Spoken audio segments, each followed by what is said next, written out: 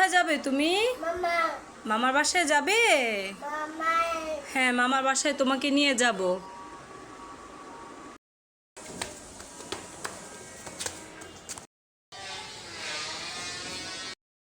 নানুর বাসায় যাওয়ার পর সে বাহিরে নেমে খেলাধুলা করছিল। আর এখানে অনেকগুলো হাঁস ছিল যেগুলোর সাথে সাফওয়ান খেলাধুলা করছিল। আর হাঁসগুলো দেখে সাফওয়ান অনেক খুশি হয়ে গিয়েছিল। সাফওয়ান আসো, সাফওয়ান ভয় পাও না, আসো।